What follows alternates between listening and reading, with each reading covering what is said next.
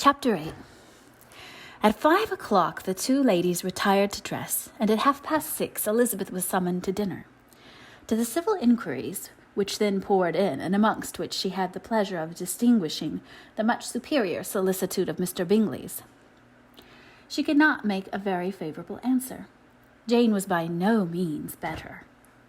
The sisters, on hearing this, repeated 3 or 4 times how much they were grieved, how shocking it was to have a bad cold, and how excessively they disliked being ill themselves, and then thought no more of the matter. And their indifference towards Jane, when not immediately before them, restored Elizabeth to the enjoyment of all her former dislike.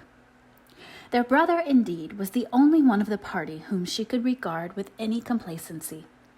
His anxiety for Jane was evident, and his attentions to herself most pleasing, and they were prevented her feeling herself so much an intruder as she believed she was considered by the others. She had very little notice from any but him. Miss Bingley was engrossed by Mr. Darcy, her sister scarcely less so, and as for Mr. Hurst, by whom Elizabeth sat, he was an indolent man, who lived only to eat, drink, and play at cards, who, when he found her to prefer a plain dish to a rug-out, had nothing to say to her. When dinner was over, she returned directly to Jane, and Miss Bingley began abusing her as soon as she was out of the room. Her manners were pronounced to be very bad indeed, a mixture of pride and impertinence. She had no conversation, no style, no beauty. Mrs. Hurst thought the same, and added, "She has nothing, in short, to recommend her, but being an excellent walker. I shall never forget her appearance this morning. She really looked almost wild." "She did indeed, Louisa. I could hardly keep my countenance. Very nonsensical to come at all. Why must she be scampering about the country? Because her sister had a cold? Her hair so untidy, so blousy." "Yes, and her petticoat. I hope you saw her petticoat, 6 inches deep in mud, I am absolutely certain, and the gown which had been let down to hide it not doing its office." "Your picture may be very exact, Louisa," said Bingley, "but this was all lost upon me. I thought Miss Elizabeth Bennet looked remarkably well when she came into the room this morning. Her dirty petticoat quite escaped my notice." "You observed it, Mr. Darcy, I am sure," said Miss Bingley, "and I am inclined to think that you would not wish to see your sister make such an exhibition." "Certainly not. To walk 3 miles, or 4 miles, or 5 miles, or whatever it is, above her ankles in dirt, and alone, quite alone. What could she mean by it? It seems to me to show an abominable sort of conceited independence, a most country-town indifference to decorum." "It shows an affection for her sister that is very pleasing," said Bingley. "I am afraid, Mr. Darcy," observed Miss Bingley in half a whisper, "that this adventure has rather affected your admiration of her fine eyes." "Not at all," he replied. "They were brightened by the exercise." A short pause followed this speech, and Mrs. Hurst began again. "I have an excessive regard for Miss Jane Bennet. She is really a very sweet girl, and I wish with all my heart she were well settled. But with such a father and mother, and such low connections, I am afraid there is no chance of it." "I think I have heard you say that their uncle is an attorney in Meryton." "Yes, and they have another who lives somewhere near Cheapside." "That is capital," added her sister, and they both laughed heartily. "If they had uncles enough to fill all Cheapside," cried Bingley, "it would not make them 1 jot less agreeable." "But it must very material lessen their chance of marrying men of any consideration in the world," replied Darcy. To this speech Bingley made no answer, but his sisters gave it their hearty assent, and indulged their mirth for some time at the expense of their dear friend's vulgar connections. With a renewal of tenderness, however, they returned to her room on leaving the dining parlour, and sat with her till summoned to coffee. She was still very poorly, and Elizabeth would not quit her at all, till late in the evening, when she had the comfort of seeing her sleep, and when it seemed to her right then pleasant that she should go downstairs herself. On entering the drawing-room, she found the whole party at loo, and was immediately invited to join them, but suspecting them to be playing high, she declined it, and made her sister the excuse, said she would amuse herself for the short time she could stay below with a book. Mr. Hurst looked at her with astonishment. "Do you prefer reading to cards?" said he. "That is rather singular." "Miss Eliza Bennet," said Miss Bingley, despises cards. She is a great reader and has no pleasure in anything else." "I deserve neither such praise nor such censure," cried Elizabeth. "I am not a great reader, and I have pleasure in many things." "In nursing your sister, I am sure you have pleasure," said Bingley, "and I hope it will be soon increased by seeing her quite well." Elizabeth thanked him from her heart, and then walked towards the table where a few books were lying. He immediately offered to fetch her others, all that his library afforded. "And I wish my collection were larger for your benefit and my own credit. But I am an idle fellow, and though I have not many, I have more than I ever looked into." Elizabeth assured him that she could suit herself perfectly with those in the room. "I am astonished," said Miss Bingley, "that my father should have left so small a collection of books. What a delightful library you have at Pemberley, Mr. Darcy." "It ought to be good," he replied. "It has been the work of many generations. And then you have added so much to it yourself. You are always buying books. I cannot comprehend the neglect of a family library in such days as these." "Neglect?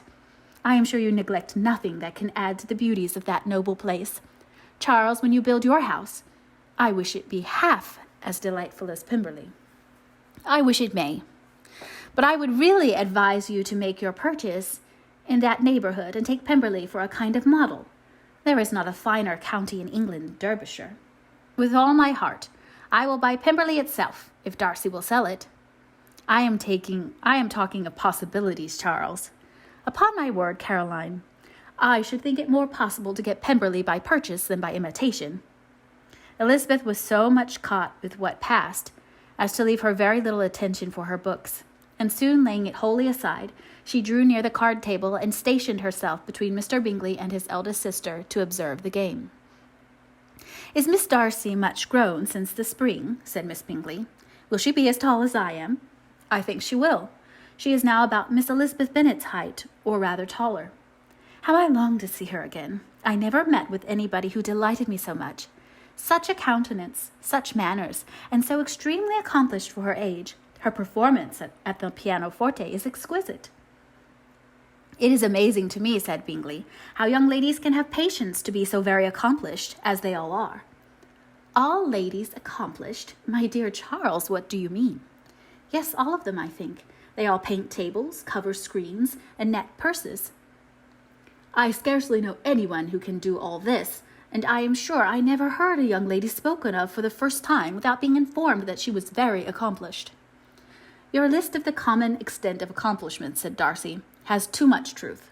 The word is applied to many a woman who deserve it no otherwise than by netting a purse or covering a screen. But I am very far from agreeing with you in your estimation of ladies in general.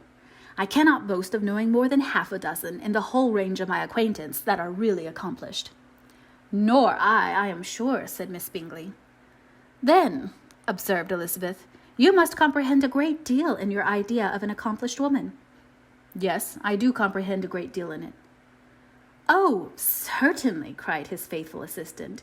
"No one can be really esteemed accomplished who does not greatly surpass what is usually met with. A woman must have a thorough knowledge of music, singing, drawing, dancing, and the modern languages, to deserve the word. And besides all this, she must possess a certain something in her air and manner of walking, the tone of her voice, her address and expressions, or the word will be but half deserved." "All this she must possess," added Darcy, "and to all this she must yet add something more substantial, in the improvement of her mind by extensive reading." "I am no longer surprised at you knowing only 6 accomplished women. I rather wonder now your knowing any." "Are you so severe upon your own sex as to doubt the possibility of all this? I never saw such a woman. I never saw such capacity and taste and application and elegance as you describe united." Mrs. Hurst and Miss Bingley both cried out against the injustice of her implied doubt, and were both protesting that they knew many women who answered this description, when Mr. Hurst called them to order, with bitter complaints of their inattention to what was going forward. As all conversation was thereby at an end, Elizabeth soon afterwards left the room. "Elizabeth Bennet," said Miss Bingley, when the door was closed on her, "is one of those young ladies who seek to recommend themselves to the other sex by undervaluing their own, and with many men I dare say it succeeds. But in my opinion, it is a paltry device, a very mean art." "Undoubtedly," replied Darcy, to whom this remark was chiefly addressed. There is a meanness in all the arts which ladies sometimes condescend to employ for captivation. Whatever bears affinity to cunning is despicable. Miss Bingley was not so entirely satisfied with this reply as to continue the subject. Elizabeth joined them again only to say that her sister was worse, and that she could not leave her. Bingley urged Mr. Jones being sent for immediately, while his sisters, convinced that no country advice could be of any service, recommended an express to town for one of the most eminent physicians. This she would not hear of. But she was not so unwilling to comply with their brother's proposal, and it was settled that Mr. Jones should be sent for early in the morning, if Miss Bennet were not decidedly better. Bingley was quite uncomfortable. His sisters declared that they were miserable. They solaced their wretchedness, however, by duets after supper, while he could find no better relief to his feelings than by giving his housekeeper directions that every attention might be paid to the sick lady and her sister.